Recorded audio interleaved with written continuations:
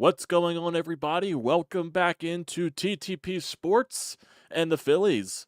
They find a way to win, a very gutsy win, a win when you really have to grind it out, basically.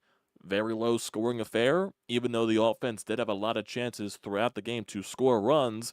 But I guess at the same time, you could say the same thing for the Astros because they also had a lot of chances to score too. So really, the starting pitching was really well, and the bullpens for both sides were doing their jobs today. But it turned it out into a Phillies win. Bryce Harper in the bottom of the 10th inning against Josh Hader drives in the winning run, and the Phillies walk it off to win their third in a row. And hey, I was, heavy doubting in this game just from the way that it was going early on, basically. You had a lot of chances early to score, double plays, left and right, just leaving guys stranded on base. And then, Zach Wheeler, who was not bad in this game whatsoever. I thought Zach Wheeler was still good in this game to an extent. He still gave you a quality start, still gave you 6 innings, still gave you only 2 earned runs. That is the definition of a quality start. Just the Astros hitters and the Astros lineup really worked up his pitch count early on, and just a lot of foul balls. And Zach Wheeler was getting ahead in a lot of counts. It was just that the Astros, they weren't chasing. They were fouling a lot of pitches off when the pitches were in the strike zone. It was just a gutsy, grinded performance by Zach Wheeler, and he was allowing a lot of base runners. And, when you do allow a lot of base runners, you're eventually going to allow runs, and that's exactly what happened, even though I do think Austin Hayes was shifted a little too much further in the center field for my liking against a right-handed batter. If he was shaded normally, he probably would have caught that ball, and it probably would have been 0-0 still. But the offense battled back. Brandon Marsh with a solo shot. That's nice to see. And Nick Castellanos drives home Bryce Harper after he gets a double. So you battle back. You start from scratch. Your bullpen was really good. Kerkering was good. Hoffman was good. Estevez was good. And Matt Strahm, with a lot of help from the defense in the top of the 10th, Bryce Harper made a nice snag over there at first base where the ball looked like it was, angling towards, just going into the foul territory gap. And it was a great play for the second out of the inning against Jordan Alvarez. And then Johan Rojas basically saved the rest of the game with the diving catch off of Diaz to get out of the 10th and get Matt Strahm out of the 10th scoreless. And Matt Strahm also got a huge strike out of Alex Bregman to start that inning as well. So overall, your bullpen was really good, and it continues to be really good over the past, certain amount of games. So that's baby steps into the right direction. And just overall, Trey Turner against Josh Hader started off really good in the at-bat, then kind of got sketchy, but they still worked out a walk. Josh Hader being used for 2 innings, so maybe there was a little bit of gas there because I think he did pitch yesterday in their game against Baltimore, so there probably was some fatigue involved there. And Bryce Harper just got a pitch that he liked and roped it in the right field, and Kyle Schwarber scored from second base. You got yourself a win. Like it. Grindy, gutsy win. And that's where, some of the wins that the Phillies were really, really, really, really, really not getting in this part of the second half of the season. A lot during the first half besides, the Phillies' dominance in a lot of the games in the first half. There were a lot of grinded wins. There were a lot of gutsy wins where your pitching was really good and you found a way to get that one run that just, put you over the top where your pitching took care of the rest of the business. The Phillies were lacking that a lot. And this game was one of those situations where the Phillies can win in this fashion. They definitely can. I still believe they can. And they proved it today, which is why, all the previous weeks is just so frustrating because it's in them. They just need to find a way to get it out of them. And yes, still fully, I'm not saying they're back yet. Definitely not trying to tiptoe over that wire right now. But still, credit where credit is due, and I'm going to give them credit when they find ways to win games. I'll give them credit when their offense absolutely explodes. I'll give them credit when their bullpen's going good. I'll give them credit when they get really good quality starting pitching, and that's what they've been getting over the past couple of games. And credit where credit is due. But still, I need to see a little bit more. And it's like I said, I need to see more. I need to see consistency. I need to see wins in a row, wins in stretches. And that's why these 2 series this week are so uber important. And tomorrow becomes even more important with Aaron Nola against Josh Hader because of the news that we got before today's game. For some goddamn reason, Taijuan Walker is still getting a chance. Just pushed up a day earlier to push Christopher Sanchez's start back to Thursday in the first game against Atlanta. So for some reason, Taijuan Walker's still getting second chance after second chance after second chance after second chance after second chance after second chance after second chance after second chance after second chance after billions and billions and billions and billions and billions and billions of chances. He's getting another one. I'm not sure if this is like a dictation of, hey, this is your final shot and we fucking mean it this time, or he literally can just go out there and do no wrong and can get hit around a bunch of the place because the Phillies really have no other options. So I don't know what the case is there, unless they're really delaying it until September comes when the rosters can expand and then they can take the risk and DFAing Taijuan Walker, even though it's not a fucking risk in general. You would benefit from DFAing Taijuan Walker. Release him. Just get him out of there. Eat the fucking money. I wonder if that's what they're doing, but I still would have fucking DFA'd Walker regardless and just put Allard or Phillips in that situation. I don't care. I don't care. Dude can't pitch. And that's why tomorrow's uber important to win. And you need Aaron Nola to show up tomorrow. You need a good Aaron Nola performance tomorrow. Definitely do. Definitely. Jesus. And there was, a bunch of other news that came before this game as well. So Weston Wilson's on the paternity leave. So congratulations on the sex. Jose Alvarado's taking a leave of absence for personal reasons. I believe it's at a family emergency, if I'm not mistaken. So hopefully prayers up to him and everything is okay, whatever he is dealing with. And they had to call up some people to replace. Mercado comes up. I believe Lazar came back up or something like that. So minor replacements until these guys, come back into the roster. So hopefully everything is okay there. And Weston Wilson will be back eventually after his child is born.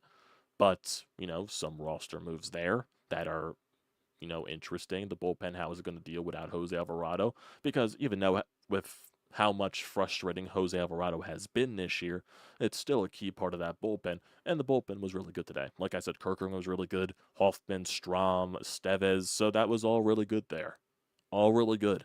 So, next guy up. Next guy mentality. Oh, yeah, Buddy Kennedy was also a guy that was called up. I do believe Mercado was called up as well, if I'm not mistaken. I could have read that wrong, but I do remember seeing Mercado's name, if I am not mistaken. So I could be wrong on that. Don't quote me. I'm just the guy here that recaps these games. So, speaking of recapping these games, why don't we do that? Why don't we do that? And I just really want to describe you some of the innings that Zach Wheeler had to deal with, some of the at-bats. Like, just going to the first inning in general. Yordan Alvarez has a 6-pitch at-bat that turns into a single. And then Pena had a 7-pitch at-bat that turned into a ground out. There's just, so many pitches right there. Second inning, some 4 pitches, some 3 pitches at-bats. Then you get a 6-pitch at-bat. Then you get a 7-pitch at-bat. He was dealing with so much in this game. 4-pitch at-bat. Some of those are not as bad, but freaking Alvarez with a 9-pitch at-bat. Alvarez was the most pain in the ass with his at-bats. 4-pitch at-bat there, 3-pitch at-bat. So there was a lot there. 5-pitch at-bat, a 6-pitch at-bat. What else? Then eventually the Astros started swinging more, which favored Wheeler's pitch count, especially as you got third time through the order. So that helped Wheeler out a lot more, but it was really just fucking early on in the ball game. It was mainly Alvarez that was fouling a bunch of pitches off, but it just kind of felt like every time Wheeler got ahead in the fucking count, it was just like, come on, just get out. Go back to the fucking dugout. Jesus. But going back to the actual game now. So, first inning, a couple of base runners allowed by Zach Wheeler, but manages to get out of that after a Yordan single. Bottom of the first inning, Kyle Schwarber, he led off with a walk, but Trey Turner grounded into a fielder's choice. But Jeremy Pena made an error, so both players ended up safe. But then Bryce Harper grounded out into a double play, and then Alec Boehm grounded out as well. Bohm had a lot of chances with runners on and did not come up there. So that is something that is very disappointing there for Alec Bohm. A couple of base runners once again in the top of the second inning. Double play gets out of the inning for Zach Wheeler. Phillies get more base runners in the bottom of the second inning. Bryson Stott reaches in on an infield single. Get a runner in scoring position for Brandon Marsh. He eventually goes to third base on a pickoff attempt that was eventually an error.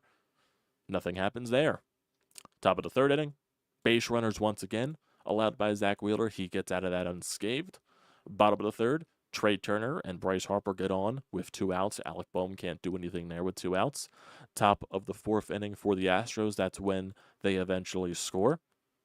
Caratini walks, Gamble singles, Myers grounds out into a fielder's choice, which was a really good play by Alec Bohm over at third base. But then Whitcomb just puts bat on ball, finds a place down the left field line. And like I said, Hayes was playing this at a weird angle. Like I said, he was like shifted way into left center field for some reason. If he was shaded into a normal position in left field, he probably would have caught that ball. It would have been a routine out. But nope, because he was shaded so far, it goes down the left field line basically and lands in nowhere territory. And 2 runs scored because of that. Becomes a 2-0 Astros lead. And then Wheeler gets Bregman to strike out to end the inning.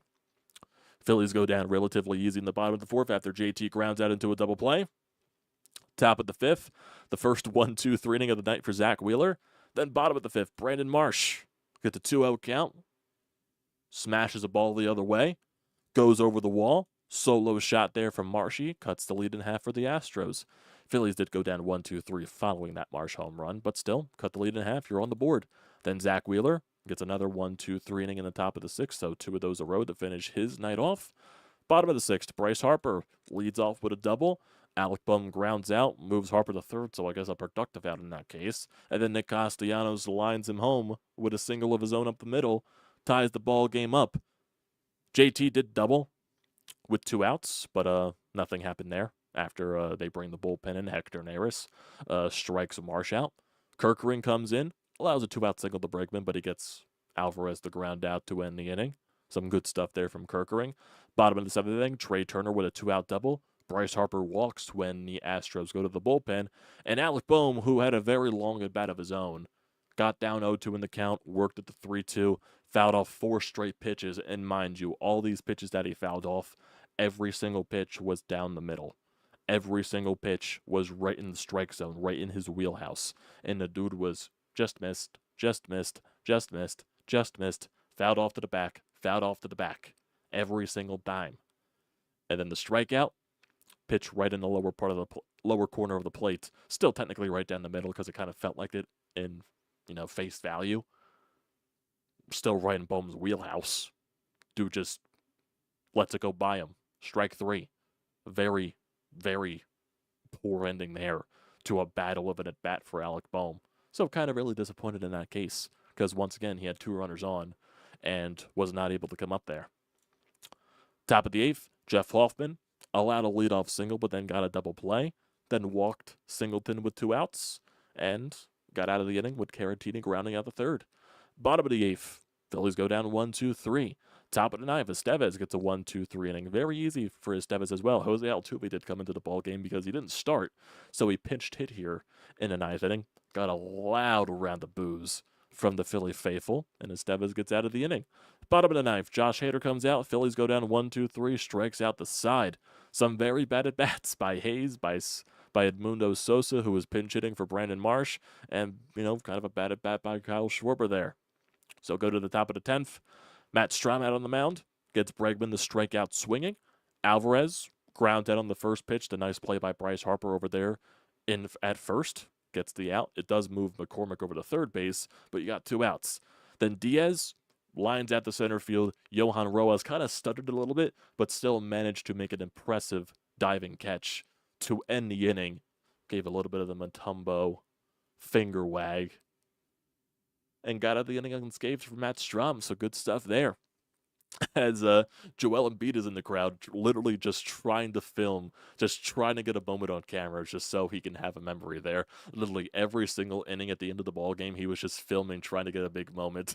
So hopefully he got the Rojas moment there, and he 100% got the moment in the bottom of the 10th inning after Trey Turner worked the walk, and then Bryce Harper first pitch swing and walks the game off. So, Joel had to have gotten something there.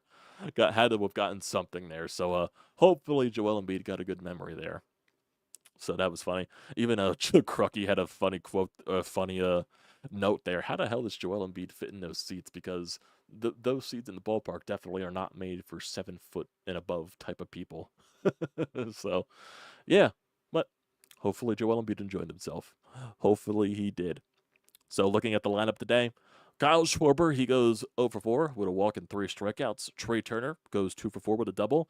Bryce Harper goes 2 for 3 with the walk-off hit, a double, and also 2 walks as well. So a good day overall for Bryce Harper. Alec Boehm, he goes 0 for 4 with a lot of chances with runners in scoring position, so sucks there. Nick Castellanos goes 1 for 4 with an RBI. Bryson Stott goes 2 for 4, so another multi-hit day for him. That's very good. JT goes 1 for 4 with a double. Marsh goes 1 for 3 with the solo shot. Rojas goes basically, well, Rojas didn't bat. I don't know what I'm saying there. Sosa went 0 for 1 in his pinch hit opportunity, and Austin Hayes went 0 for 4 with 2 strikeouts. Phillies, they went 2 for 9 with runners in scoring position. They left 10 runners on base. And if you want to compare that to the Houston Astros, they went 1 for 10 and left 8 runners on base. So yeah, the Astros offense definitely was good as well. Look at some of their players. Myers, he had went over 2. Pena went over 1. Bregman went over 2. Gamel over 1. Whitcomb 1 for 1. Alvarez over 1. And Diaz over 2. So the Astros, some of their top guys, definitely had some chances. So it was basically just a pitching duel throughout the entire thing. Both teams getting a lot of base runners and pitching basically finding ways to get out of that. Also with a little help from the defense. So we could say the same thing for both sides, honestly, at the end of the day. So if the Phillies struggled, the Astros struggled at the same time. Looking at the Astros lineup in totality, Bregman, he went 2 for 5 with 2 strikeouts. Alvarez 1 for 4 with a walk. Diaz 1 for 5. Pena 0 for 4. Singleton 1 for 3. Carantini 1 for 3. Garnetto 1 for 4. Myers, he went over 3. Then Altuve went 0 for 1 in the pinch hit situation. Whitcomb went 1 for 2 with 2 RBI. Then McCormick came in as a defensive replacement, did not get a single at bat in the entire game. Looking at the pitching side for the Phillies, Zach Wheeler, 6 innings pitched, 6 hits allowed, 2 earned runs, 2 walks, 6 strikeouts on 97 pitches. Definitely, like I said, he battled. He 100% battled, and he found a way. He found a way to get out of most situations, but still, when you're allowing a lot of base runners, you're eventually going to allow a run, and that's exactly what happened in the game for Zach Wheeler off the Whitcomb double. So, still, quality start there for Zach Wheeler. Kept you involved in the game, and the offense eventually got him to no decision at the end of the day. Kerkering allowed 1 hit, struck out 1 in his 7th inning of work on 18 pitches, so good stuff there from him. Hoffman allowed 1 hit, 1 walk as well on 12 pitches. Estevez, 11 pitches, very solid work in the 9th. And then Matt Strom got 1 strikeout and a lot of help from his defense in the bottom of the 10th, top of the 10th, on 8 pitches, so good stuff there. Overall, from your Phils. Like I said, not a pretty game overall, but you found a way to win, and the Astros offense definitely wasn't anything too spectacular either, so both teams basically weren't at the same time. So yeah, found a way to get a win. That's the most important thing right there. And if you look at the standings today so far, so you came into today with a 6-game lead on the Braves. It goes up to 6.5.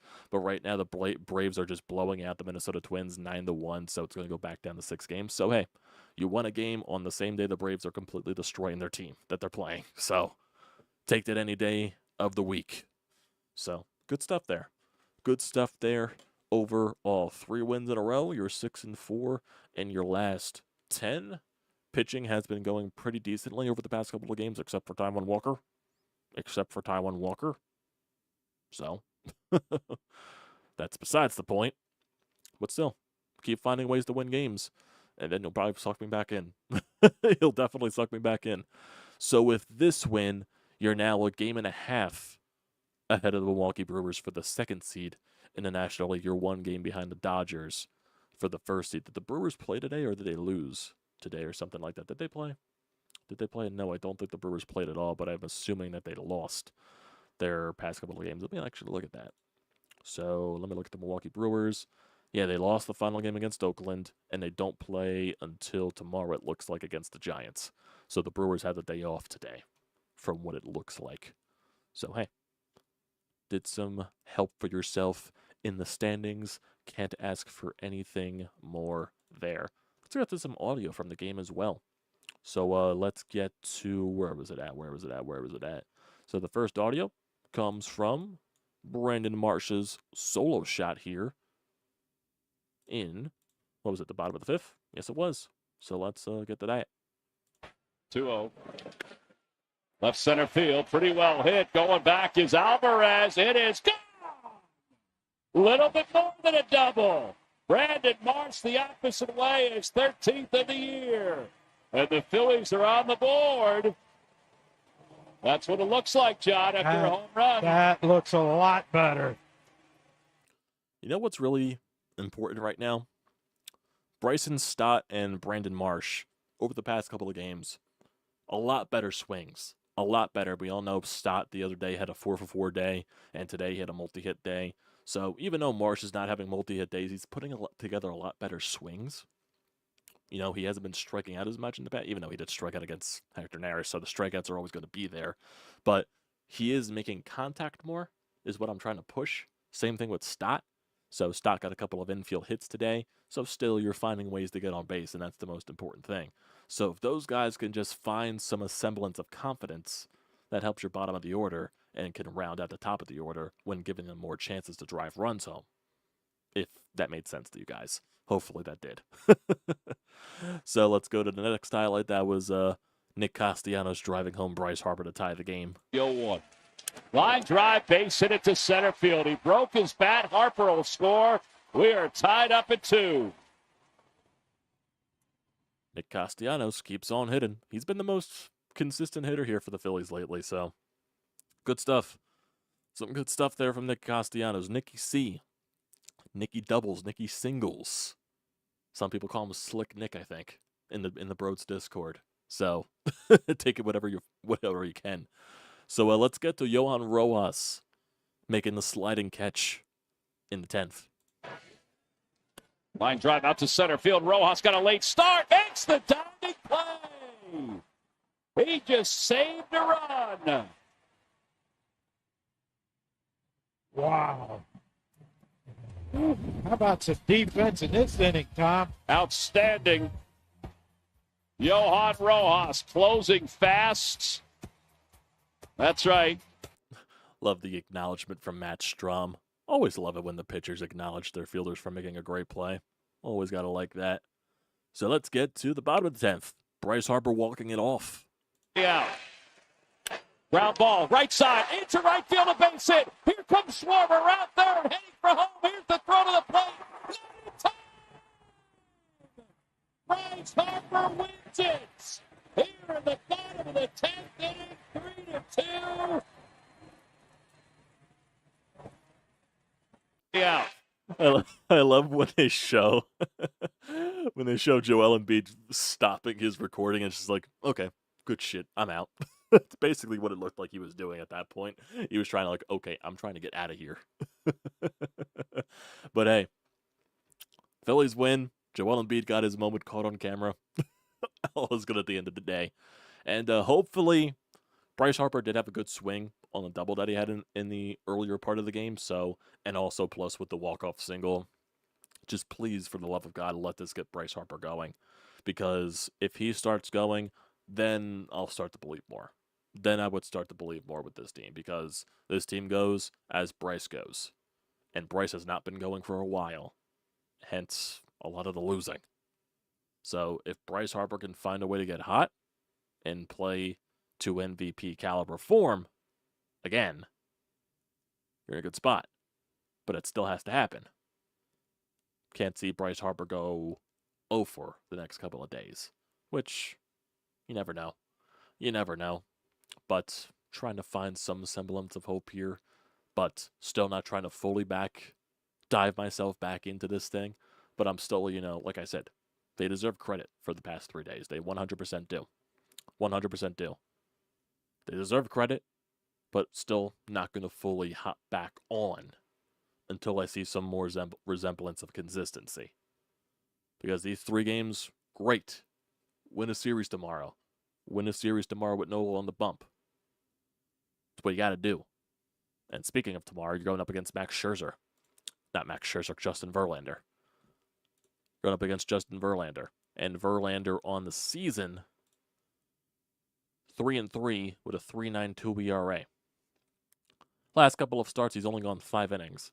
He went 5 innings against Boston, allowed 2 earned runs, went 5 innings against the Angels, allowed 4 earned runs, and went 5 innings against St. Louis, allowed 4 earned runs. So he's allowed, 10 earned runs in his last 3 starts. So, yeah, definitely not the best version of Justin Verlander. He's also 41, so that can be very understandable, but he's still Justin Verlander. He can still be very good when he is on his game, so the offense really needs to show up tomorrow with Aaron Nola on the bump. And Wednesday, it's now Taijuan Walker going up against Spencer Arrighetti. So, yeah, gotta win tomorrow. Gotta win tomorrow. Because, I don't trust Taijuan Walker whatsoever. And no one should.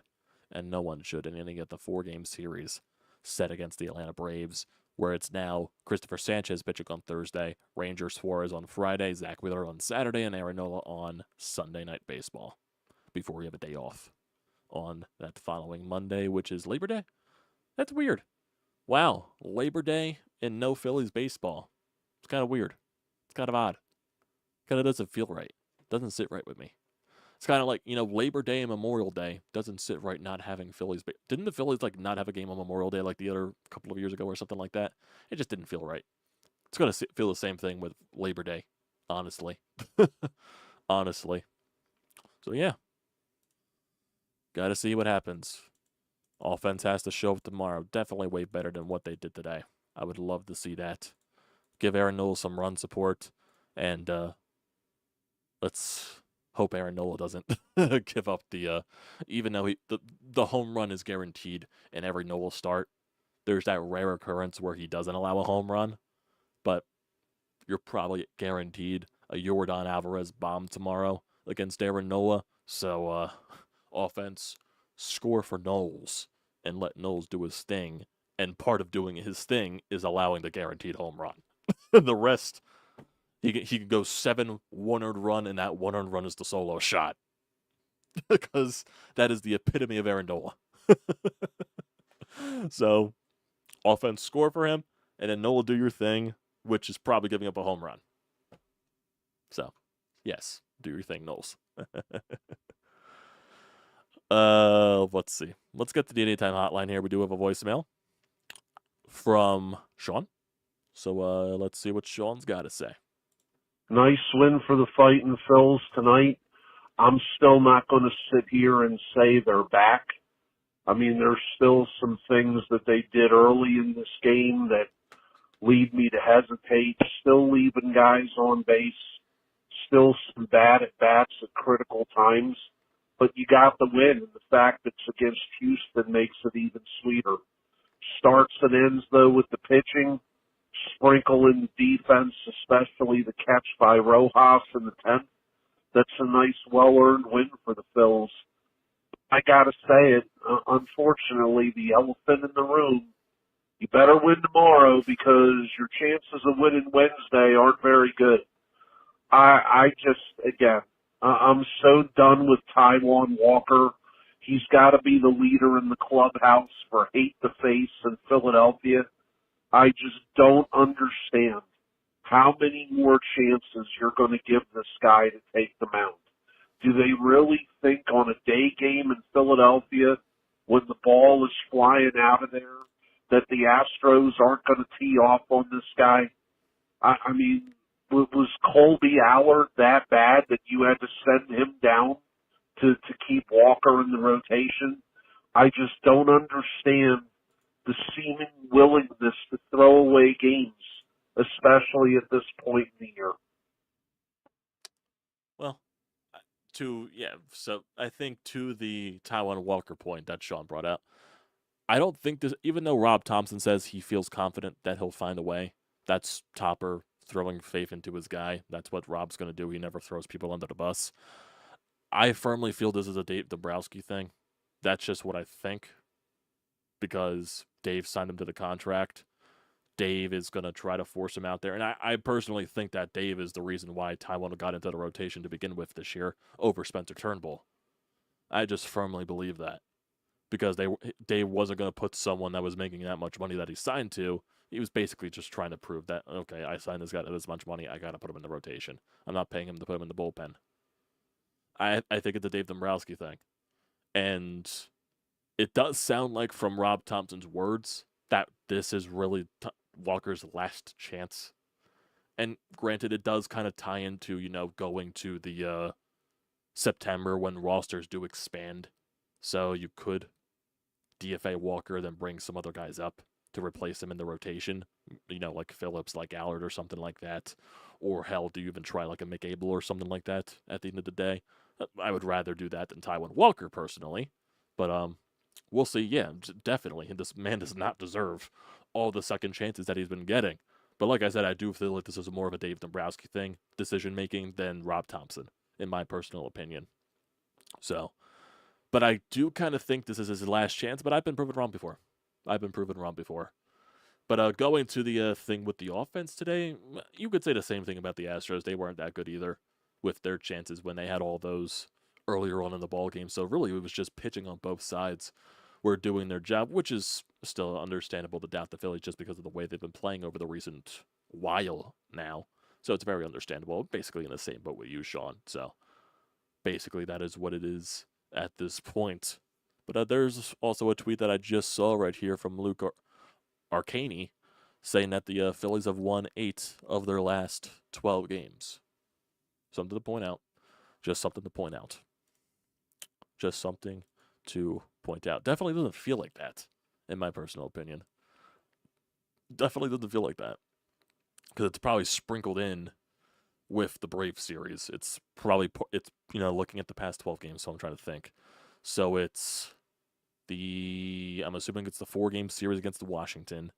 It's the 3-gamer against Atlanta combined with the 3-gamer against Kansas City. Who knows? I'm trying to count here, and I'm not doing the math well in my head. So I'm assuming it's going towards, so let's see, 1, 2, 3, 4, 5, 6, 7, 8, 9, 10. Yeah, it's going to the last game against Miami. So yeah, 8 of their last 12. Yeah, losing those 2 against the Braves, that one last game against Washington, and the 1 game against Kansas City. So, like I said, just something to put in there. But it's like what this one first comment right here on the Twitter, on the post says. Doesn't seem like that after the series in Atlanta. 100% does not feel like that. Let's see. Okay, so we got some Rob Thompson stuff here post-game.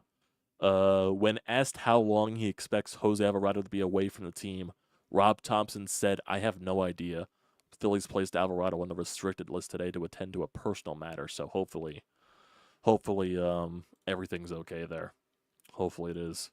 So probably will not be seeing Jose for a while here, just with the way that comment sounds from Topper, which is very understandable because you never know when someone's going to be handling personal business and how long that's going to take.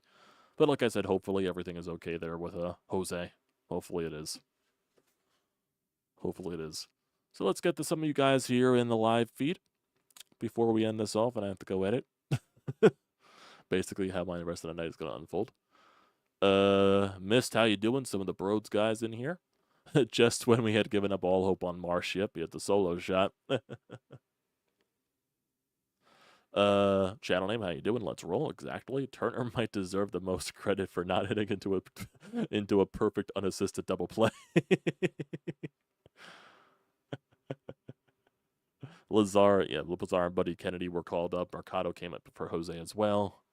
Not a pretty game, but the win was beautiful. Exactly. Not pretty, but effective from Sean. I'm assuming you're talking about Joel here, missed. I'm 6'3", my knees are jammed in there. I feel the same way, dude. I feel the same way. I'm 6'3" as well, and I barely fit in the seats. Imagine the Wells Fargo Center. That's even worse. It's even fucking worse. Tino, a great win, but I still don't trust him for some reason. Very understandable. Very understandable not to trust him because you've been burned before. You've been burned 100 times before, so it's understandable not to trust them. Crush tomorrow, see what happens on Wednesday. Yeah, gotta. So on Sir Philly, how you doing? Gotta crush Verlander, I agree. All my homies hate Houston. IMO, this is Taijuan Walker's last chance. If he sucks, then they have to get rid of him. I hope that's the case, man, but I've been proven wrong before. I've been proven wrong. Yeah, when they're done with him, they have to be sure, and they spent the money. You know what's even a worse possible outcome? Houston destroying him. What is it? He does passable, and then they keep him around because of it. Oh, Jesus Christ! Don't put that into existence, Mist. He's passable. He goes 6 innings, allowed only like 1 or 2 earned runs, and the Phillies win because of that. And they give him an excuse to keep him in the rotation. Get the fuck out of here! I don't want to see that whatsoever. I don't want to see that whatsoever.